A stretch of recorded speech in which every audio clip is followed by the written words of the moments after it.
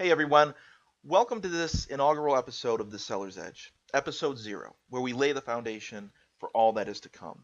My guess is that you are watching this video because you've recently seen a more current episode of this show, 1, 2, 5, even 10 years from the time I'm recording this, and you're backtracking to the beginning to see for yourself how everything all began and learn for yourself what this is all about. So, you know the general format of the show. I edit architectural photography images live and provide commentary about what I'm seeing that needs to be addressed. And I also interact with you guys and answer questions that you may have about real estate, photography, and stacking the deck in your favor where selling houses is concerned.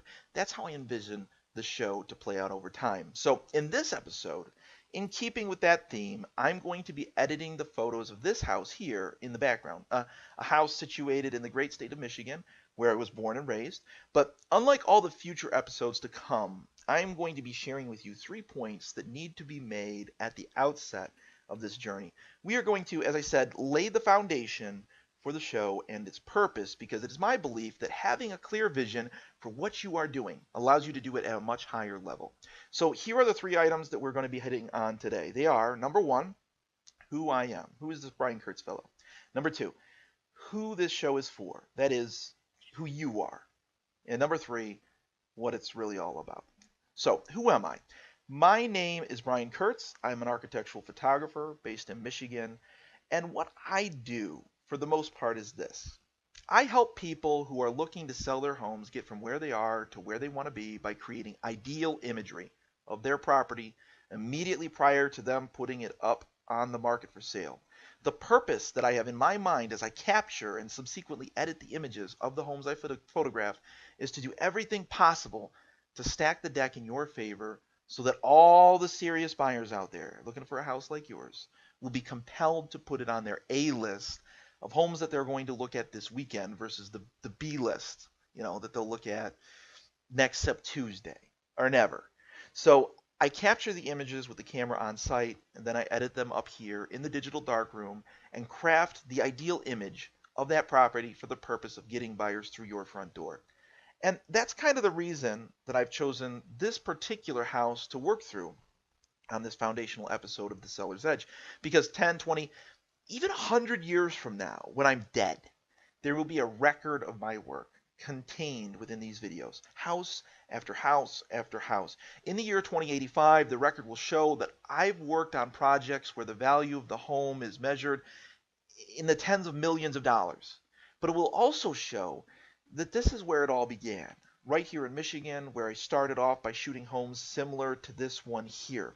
It is my belief that my focus on creating ideal imagery for any home that I photograph, whether it's a 2-bedroom condo, right, or a 20,000 square foot mega mansion, that focus will carry me forward in my career, with the result being that I will be asked by people like you to photograph some of the world's most unique homes in places like LA, Miami Beach, Hawaii, the Hamptons, and other even more exotic locations. So that's me, who I am, and having covered point number 1, let's hit on point number 2. Who is the show for, really? Well, it's really for homeowners, sellers, people looking to sell their home. I know for a fact that a lot of fellow photographers are going to end up watching these videos in order to learn how to deploy the same types of techniques that I demonstrate in this series. But this isn't really a photography tutorial video series. The Seller's Edge is going to be custom tailored for sellers. And here's what I know about sellers, you guys. Number 1, you want to sell the house fast. That is priority number 1. Number 2, you want to sell for top dollar, the highest possible price.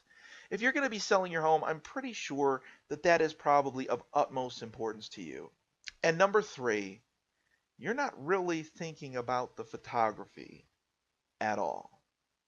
In fact, let's dive deeper on that last one for a minute. My guess is that up until recently, you have not been thinking seriously about the photography that is going to be used to market your home once you put a sign in the yard letting everyone know it's available for sale. You may be thinking about who is going to market your home. That is, what realtor you're going to interview for the job of getting the home sold and getting you over the finish line, putting a check in your hand on closing day. You may have a name in mind, whether it is the big agent in town with all the billboards up, or maybe someone from your church, or maybe Aunt Linda. We all have an Aunt Linda who's always letting everyone know at Thanksgiving dinner that she's in the business of helping people buy and sell houses, hinting on, letting you know that she'd appreciate it, if you give her a call, if that's one of the things on your list of things to do this year, whether she's the best agent for the job or not. So, yes, you're likely thinking about that, the whose name is going to be on the sign in the front yard factor of this whole equation. But you likely are not giving an equivalent amount of weight to the question of who is going to do the photography for your home. Experience shows that people are busy, and part of being busy means hiring a professional realtor to sell their home versus go through the nightmare hassle, which is the process known as going for sale by owner. And part of the assumption about hiring a realtor is that that realtor is going to take care of everything, including things like which photographer gets hired to craft the photography of your home that will be used in any and all forms of advertisements which go out. It seems reasonable to me that busy people would assume that their agent is to be trusted without question with the selection of the photographer for their house. But unfortunately, while it really is reasonable, it is not in any way ideal. Why? Well, consider this. A listing agent, the realtor you entrust with the task of seeing your home sold, they really have three jobs. Number one, they need to market the property. They need to do something to get buyers through the door so that they can make a decision to write an offer or not. Market the property. That's job number one. Job number two is they need to negotiate the sale on your behalf. The price, terms, closing date, all those details. That's a second job. And job number three is they need to nurse the deal to closing. It's a grim reality, but almost 25% of all the homes that go under contract are going to have that deal fall apart at least once, often over inspection or the appraisal or something like that. But there are really hundreds of stupid little reasons that kill deals coast to coast every year, and it is the realtor's job to try and help you dodge all those landmines so that you can get to the closing table and see your home sold once and for all. But let's rewind and refocus on job number one, the marketing. Here is something you may not have realized. At this point in history, the photography, it is the marketing, pretty much 100% of it. Buyers, they overwhelmingly make their decision on whether to put a particular house, your house, on the A list of places to look at this weekend or not. They make that decision based almost exclusively on two factors. A, the price, can they afford it? And B, how good do the photos of the house look when they see them online? A picture is worth 1,000 words, so 35 world-class photos essentially amounts to 35,000 words telling buyers to come see your house first. This is how 90% of buyers make these types of decisions. Postcards that they get in the mail announcing that the house is for sale, open house signs on street corners on Sundays, classified ads in the real estate book in the rack at the entrance of restaurants. That is all part of the marketing plan. But really, if you talk to actual people, those other things only count for about 10% of all the people who walk through the door, right? Fully 9 out of 10 of them are basing their decision to tour the house or not based on the price and the photos that they see online, not in the book at the restaurant. The price and the photos they see online. And that prompts them to pick up the phone, call their agent, and say, hey, let's go see this one. When are you available? And that brings us back to what I said before. For all intents and purposes, the photography at this point in history, it really is the marketing. So if the photos are the marketing, then it follows that failure to use the highest quality photos when marketing a house, your house, anybody's house, it's a clear indication that something is amiss. A crucial decision has not been made in accordance with the level of importance that that decision deserves. If the most important factor in getting buyers to walk through the front door of your house so they can make a decision to buy it or not, if that thing is being neglected, well, then that's a clear indication a problem exists. And unfortunately, this neglect is pretty much what we see going on today all over the place. It is not a one off mistake. It is an epidemic from sea to shining sea. I talk with a lot of sellers, and many will say things like, you know, I never even knew that there were people like you, Brian. People who specialize in taking photos of homes. I guess I should have. I mean, you look at houses online, and so many of them have dark, dreary photos, sometimes with people standing there in the mirror with the flash going off and whatnot, but sometimes the photos look nothing less than epic. So I guess I should have connected the dots and realized that in some situations, a professional was being hired to make those epic results happen. But for whatever reason, that simple truth never really occurred to me. People tell me things like that. And truthfully, it is my belief that this is pretty much the state of affairs with most people, whether they actually say those words or not. And again, I really don't blame anyone for that. If there's anyone to blame, it's us, the community of professional photographers. I belong to a lot of online groups, forums, that kind of thing, dedicated to real estate photography specifically. And my fellow photographers, they seem to like to complain. They like to say things like, oh, it just blows my mind that the sellers out there let these agents get away with this stuff, with putting their homes up on the open market with these terrible photos you so often see online. If I were selling my house and an agent put my house on the market with photos that made it look as uninviting as what you see day in, day out on Zillow, I would fire that agent in a heartbeat. But these sellers, they don't even blink. They're being abused by the agent that is supposed to represent them, and they don't even bat an eye. These sellers are actually losing money too because the best buyers out there are prioritizing the homes with the better photography and putting those homes on their A-list, which means that these sellers with the low quality photos are getting stuck with the penny pinching cheapo buyers out there. So that sellers are losing actual money because their realtor wants to cut corners on the photography, but the sellers, they act like they have no problem with it at all. I just don't get it. That's what my fellow photographers say. But here's the deal. It all boils down to a lack of awareness. When we photographers complain about sellers doing things that clearly goes against their own best interests, all that can really be said, if you're going to be fair about it, is that there is a lack of awareness on the part of the sellers. But whose fault is that? Is it your fault? The person thinking about selling your home? I think not. There's a law that says that every single person who buys a house built before 1978 has to be presented with a pamphlet that outlines the risk of lead-based paint that might be in the house since it was built at a time when lead was still being used in paint.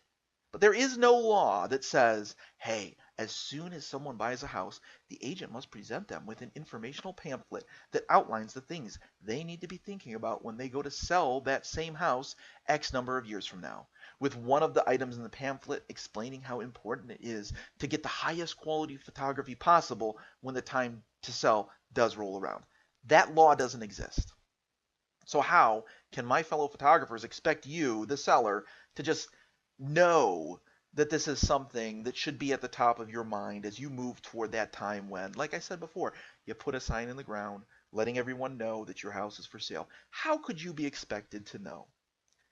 I have actually told my fellow photographers, look guys, if it bothers you so much that the sellers are afflicted with this plague of unawareness, why don't you do something to make them aware of what all's at stake? I mean, you can't expect them to just figure it out on their own without help from someone like you, or someone like me for that matter. People are busy, and when they hire a realtor, they just assume that the agent is going to hire the best photographer that money can buy because, after all, they, the realtor, they want to see the house sold for the highest possible price too, right?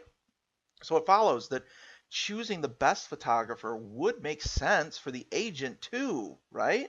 So most sellers would feel confident in assuming that their agent is going to seek out the best photographer They have no clue that almost all the agents out there, they have no clue that they do not seek out the best photographer. Almost universally, they seek out the cheapest photographer, if they hire one at all. The fact that 80% of the agents out there are still running around taking their own photos just goes to show how deep this problem runs. But, fellow photographers, you can't expect the sellers out there to just know that. It's your job to make them aware. That's my thinking anyway. That's what I tell my industry peers. They shouldn't expect homeowners who are looking to sell their house to just know what is going on and what all is at stake here. So there's that. All right, moving on. We've talked about who I am. We've talked about who the show is for, people like you, sellers. So let's bring it home by talking about what this show is really all about. This show is about that one thing I just mentioned, awareness. I want to raise the level of awareness about how essential the photography of your home, the videography of your home is when placing it up for sale. I want every person in America, when they go to sell their home, to take a stand and handwrite in the other conditions box on the listing contract at the end. I want them to write in the following words. Listing broker agrees to order and pay for all visual marketing imagery from, and the specific photographer in their company is then named and penciled in at the end there. Listing broker agrees to order and pay for all visual marketing imagery from Brian Kurtz of Vertical Photography. Listing broker agrees to order and pay for all visual marketing imagery from Carrie Winter of Excellence Imagery, from Darren Thomas of Photos R Us, Keisha Rosenstein of Homes in Focus. You get the picture. You are picking and naming in writing the photographer that will be entrusted with the most important element of the marketing of your home. You are not leaving it up to chance. That's what I want to see happen. If the quality of the photography used to market your home is essential to maximizing your success, and it is, then it follows that it should not be left to chance. You should not just trust that your agent is going to pick the right guy. You should be the one picking the guy or gal, and you should take a stand and basically be willing to say, hey, Joe, Kelly, Roger, Jennifer, Mr. Super Agent, Miss Super Agent, we're wanting to list our home in a month or two, and we're thinking we want to go with you. And we're going to price it properly and see that you're fairly compensated, all that. But here's the deal. We do have one stipulation. And that stipulation is that we do require that you use our preferred photographer. If that's fine with you, then cool. Where do we sign? But if that's a problem for you, well, we may just have to seek out a different agent who doesn't have a problem with that request. Make sense? Good. So this is the photographer, and he's not cheap. She's not cheap. They're the best. And the best of anything costs more than the good enough version of that same thing. We all know that. You know it. I know it. Everyone knows it. But hey, with all the money we're going to be paying you in commission to do the marketing of this home, well, since the backbone of the marketing is the photography, well, if any money is going to be spent on anything, then this is the guy or gal to spend it on. I mean, you were planning on spending some money on the actual marketing of the home, right? I mean, you weren't going to just try and put the house in the MLS, do a couple open houses to placate me, and then let the chips fall where they may, right? Oh, good. So that's who we want hired to create the images that form the backbone of any marketing plan that powers the sale of our house. So let's cut to the chase, Mr. Agent. Are you on board with this, or should we interview someone else? So there you have it. I would suggest that you, as a seller, take that exact position on this one issue. I don't suggest you try and micromanage your realtor. Every agent is different. They all have different approaches to marketing homes. And just like you wouldn't want to dictate the brushstrokes of an artist that you commission to make a painting for you to go in that special spot on your wall, you wouldn't want to try and dictate every detail of how an agent does their job either. But on this issue, the biggest issue, I think it's in your best interest to draw a line in the sand and pick your own photographer instead of leaving it to chance, especially considering the track record that the agent population in America as a whole seems to have established up to this point. Feel free to do this. Seriously, pause this video, hit the pause button, open a new tab in your browser, and look on Zillow. and just randomly pick different cities across America to get a good sample, and tell Zillow to arrange the homes in those cities from the lowest price to the highest price, and scroll down the list of all the homes in all these cities. Take a note what you see. Here's what you're likely to find. Right now, you will see that about 80% of all the homes listed for sale are associated with listing agents that somehow they talked themselves into not spending any money at all on professional photography for their listings. This is less of a problem with expensive listings, more of a problem with lower price listings, which kind of really does indicate that favoritism is going on. Yet another reason to take control, not leave this to chance if your home is under the 5 million price point. But it really is a problem across the board, regardless of price. You will find 2, 4, $6 million homes being marketed with cell phone photos. And you can see this for yourself doing the experiment I just told you on Zillow. So with the scale so heavily weighed in that direction, an 80% chance that you'll get the short end of the stick, well, it's probably not a good idea to just hope that your agent isn't going to, you know, sell you down the river. If you do leave it to chance, you don't put in writing that little byline I went over, listing broker agrees to order pay for all visual marketing imagery from whatever company. Don't be surprised when, as soon as the ink is dry on the listing contract, your agent stands up from the kitchen table, pulls out their phone, and proceeds to start taking the photos that they fully plan on using to market your home. And when you politely object, expect them to just try and breeze over it by telling you about how everything will be fine, I sell lots of homes, I always take my own photos, and cell phone camera technology has come such a long way in recent years. As if it's the camera, that determines the quality of the photography and not the skill of the photographer. Yeah, they say things like that. And at that point, it's probably not worth your time to ask them the following question. Okay, Mr. Agent, Mrs. Agent, you've been selling homes with cell phone photos for years now. Fair enough. And you sell a lot of homes too, because that's one of the reasons we invited you over today. But isn't it possible? Is there a chance that all those homes you've sold, is it possible that you would have sold those same homes for more money if you used a professional photographer? Is there a chance? Just a little one? Probably too late to ask that question, because in the agent's mind, you've already signed the listing contract and they've got you. So anyway, if you are going to take my advice and draw a line in the sand, the time to do that, the time to take control of who is going to be the photographer for your home, the guy who will be entrusted with the responsibility of stacking the deck in your favor, of getting the world's best buyer and the world's second best buyer to both walk through your home within the first week, have a bidding war against each other, and ultimately give you the highest possible price for your home when the check is handed over to you on closing day. The time to do that line drawing thing is before the listing contract is signed, not after. So there you have it. You've watched this video up to this point, listened to my advice, and now you know to be keeping that very important fact in mind as you move forward toward the day that you will be putting pen to paper and signing that listing contract with some realtor in your area. Okay, so now that we have a good foundation to work from that I can point back to for our show, The Seller's Edge, let me wrap up my little manifesto speech here with this last big idea. I am a photographer. So if I were you, a seller, watching this video, I would feel that the words I am hearing, the words Brian the photographer is saying, I would have a feeling up front that everything I have heard up to this point is self-serving for Brian, the photographer. Of course a photographer is going to say these kinds of things. He wants to get hired just like anyone else. But here's the deal.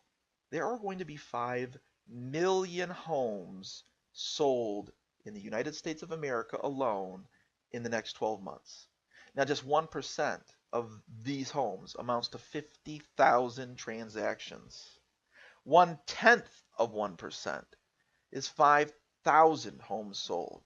I have no intention of photographing anywhere near 5,000 homes in any given year, not even 1,000. My goal is to work on less than 200 projects per year and get paid well doing it because I'm producing the highest quality photography, not run and gun photography. And that means by simple math that most of you watching this video, you will never do business with me. Even if I owned my own airplane and could do what I do anywhere in the nation at the drop of a hat without having to check my luggage in at an airline and fret that I'll arrive at the house that needs to be photographed, but my gear won't, even in that kind of ideal situation, the sheer volume of the work that needs to be done in America every year, all the 5 million homes that need photography, that means that you will likely be having some other photographer, someone other than myself, photographing your home when the time comes to sell. And you know what? Everything that I have said here and everything that I will share on this show, The Seller's Edge, in the future, it still applies. It's still true. Whether you hire me or not, it doesn't matter. You still should be taking action to ensure that your agent, whoever that happens to be, is fully and firmly directed to hire the photographer of your choice, whoever that ends up being, probably someone local to you. If your agent will not accept that very reasonable demand, then, in my opinion, you should not be hiring that agent in the first place. Let's not kid ourselves. It really is that important. It really is. So, the information you learn from this show, not just in this inaugural episode, but in all the episodes that are to come in the future, that information is still valuable. 50 years after I retire, these videos will still be worth watching. 100 years after I am dead, what you as a seller can learn from watching the replays of these videos will still apply. It will still point you in the right direction in regards to helping you make the right decision about which photographer takes the pictures of your house. It is my goal then that your level of awareness about the importance of the quality of the photographs that represent your home to the market is increased overall. That's my goal, because the photography that you use really is what will end up giving you the edge over your competition, a head start against the other sellers out there who are looking for the same buyer that you are looking for, the world's best buyer, the one willing to pay the most for your house. The photography that you use to display your home to the world is the biggest fist that you have in the fight to get the world's best buyer through your front door before he or she walks through your neighbor's front door. The photography is your edge in that game, the seller's edge. It's up to you and you alone, not your agent, to make sure that the person who shows up on site, camera in hand, ready to create those images, it is your responsibility to draw that line in the sand and demand that the photographer is the kind of person that will go the extra mile, someone who will be seeking to create ideal imagery, not someone who is creating the at this price point you get what you get, don't throw a fit type of imagery. So whoever you choose, make sure you do so with the appropriate level of care that such an important decision deserves. That's my advice, and I don't think you can go wrong if you follow it. All right, so that's it. Thank you for watching this video through to the end. I hope that the ideas presented here have given you all the reasons you need to take action and do what you need to do wherever you are, at whatever point in history that you're watching this, to make sure that the photography used in the marketing of your home really does give you the seller's edge.